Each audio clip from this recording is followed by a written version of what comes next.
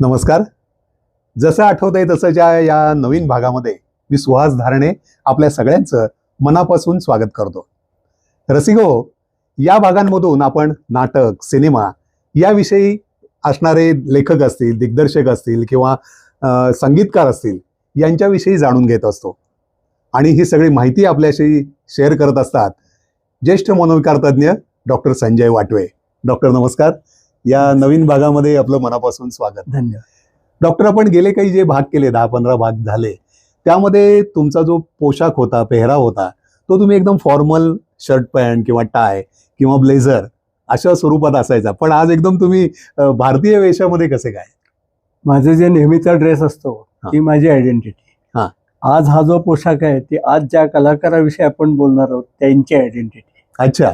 ते कायम भारतीय पोशाखातच वावरायचे हं. आणि त्यांच्या स्मृती जागवताना म्हणून मी मुद्दाम भारतीय पोशाख घातलेला आहे. अच्छा, म्हणजे मग कोणाविषयी आज आपण आम्हाला माहिती सांगणार आहात?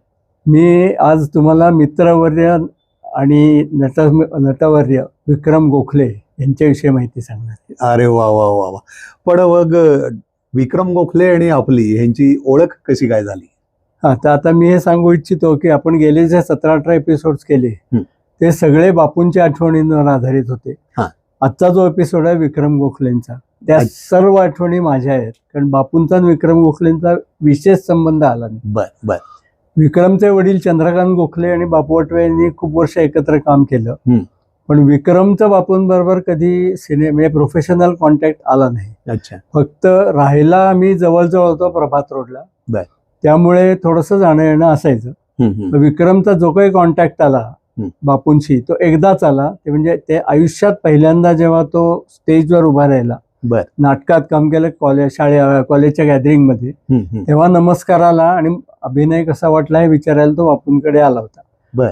लवकरच तो करिअरसाठी मुंबईला गेल्यामुळे त्याचा बापूंची फारकाच संपर्क राहिला नाही.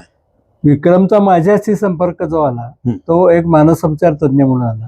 अच्छा. विक्रमची अगदी जवळची नात्यातली एक केस जी 7-8 ठिकाणी फिरली होती आणि शेवटी येरोडा मेंटल हॉस्पिटलला पोहोचली होती. अच्छा. ती केस घेऊन विक्रम माझ्याकडे आला होता आणि काही करता येईल का असं त्यांनी विचारलं. आणि विक्रम हा खूप उत्कृष्ट वाचक, अभ्यासक आणि अनालिस्ट होता. त्यांनी त्या केसच्या निमित्ताने सायकोलॉजीचं वाचन केलेलं होतं आणि काही शंका लिहून आणलेल्या होत्या. बर. आणि त्या सगळ्या शंका त्यांनी मला विचारल्या आणि त्या सगळ्या शंकांची उत्तरं मी त्याला दिली. ती त्यांनी लिहून घेतली आणि तो म्हणाला, पहिल्यांदाच मला सगळ्या प्रश्नांची उत्तरं मिळते.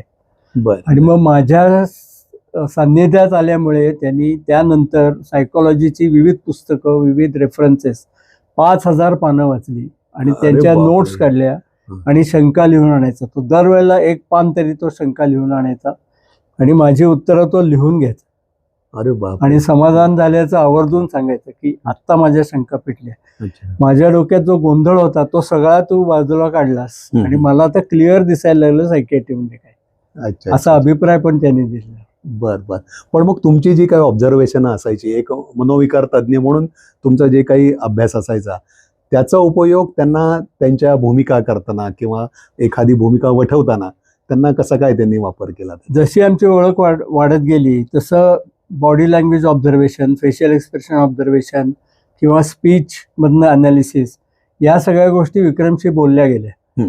आणि मग त्याचा माझ्यावर इतका पक्का विश्वास बसलेला होता की तो प्रत्येक गोष्ट लिहूनच घ्यायचा.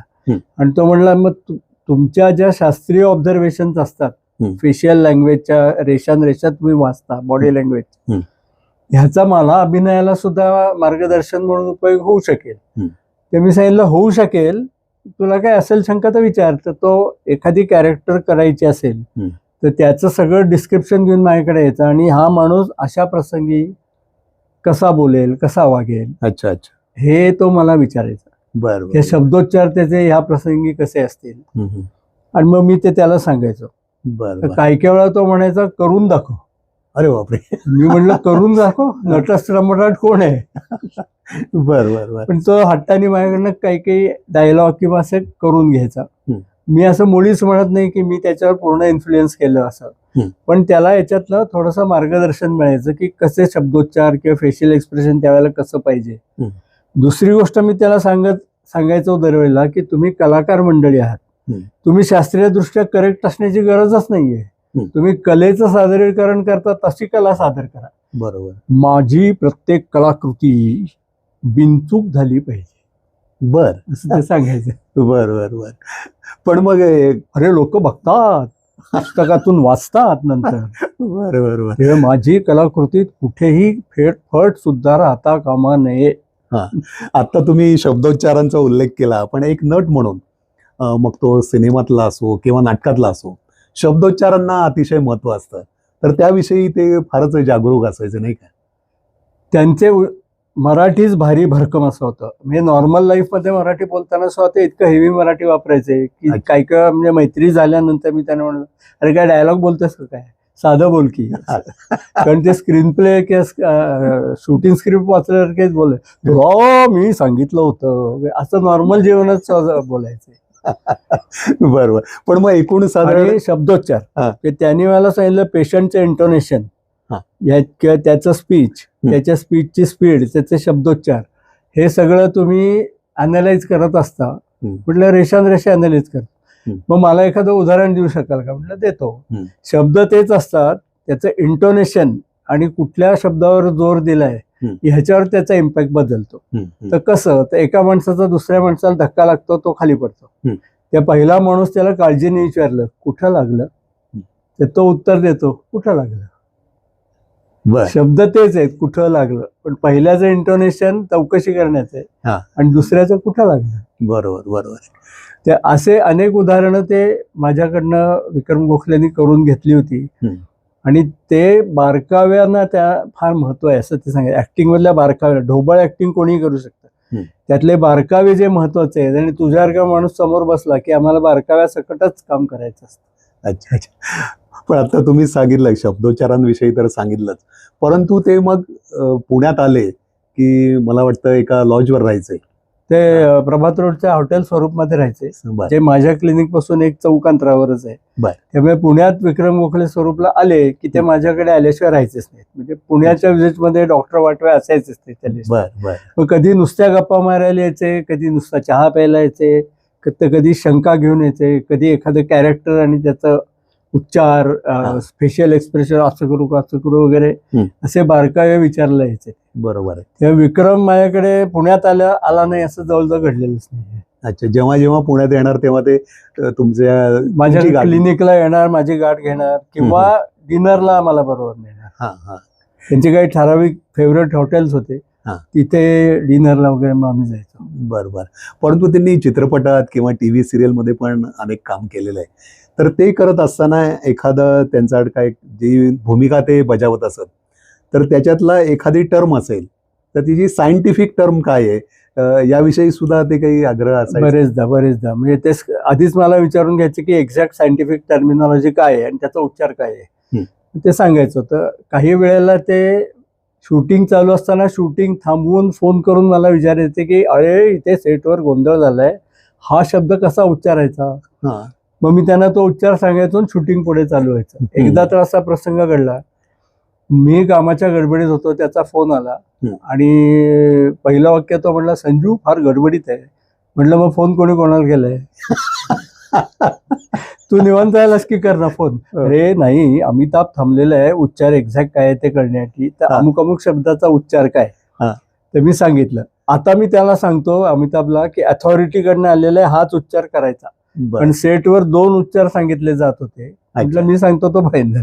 बरोबर. कुठला शब्द आठवतो? स्किझोफ्रेनिया. अच्छा. काही लोक शिझोफ्रेनिया म्हणून सांगत होते आणि तो उच्चार स्किझोफ्रेनिया असा आहे. त्या विक्रम म्हणला मग शिझोफ्रेनिया का म्हणतात? म्हणलं स्क ज्यांना म्हणता येत नाही ते शिझोफ्रेनिया म्हणतात. बरं. अच्छा अच्छा. डॉक्टर, आपण गेलेच 15-16 एपिसोड करतोय, त्यामध्ये तुम्ही सिनेमातले नट असतील, दिग्दर्शक असतील किंवा लेखक असतील ह्यांच्याविषयी बोलताय, परंतु आपण एक 45 वर्षांचे गेला आपल्याला अनुभव आहे की आपण एक सायकॅट्रिस्ट म्हणून प्रसिद्ध आहात. तर एकूण सायकोलॉजी विषयी आम्हाला कधी सांगणार आहात? सांगितलं एकदा, हे आपले सगळे एपिसोड संपले की मी सायकोलॉजी, सायकेट्री याच्यावरही पॉडकास्ट करण्याच्या विचारात आहे. ठीक आहे ठीक आहे. आता थोडंसं विषयांतर होतं ना. फक्त विक्रमच्या निमित्ताने सायकोलॉजी आपल्याला बोलायची आहे, कारण विक्रम सायकोलॉजीचा प्रचंड अभ्यासक होता आणि तो सगळी घेऊन यायचा पुस्तकातले रेफरन्सेस माझ्याकडे. बरं. ठीक आहे रसिको, या भागांमध्ये ज्येष्ठ नट विक्रम गोखले यांच्याविषयी डॉक्टर आपल्याला त्यांचे किस्से आणि काही आठवणी सांगतायत. तर आजचा एपिसोड हा आपण इथेच थांबतोय. भेटूयात पुढच्या एपिसोडमध्ये. तत्पूर्वी आमचा हा एपिसोड तुम्ही लाईक करा, शेअर करा आणि सबस्क्राईब करा. धन्यवाद.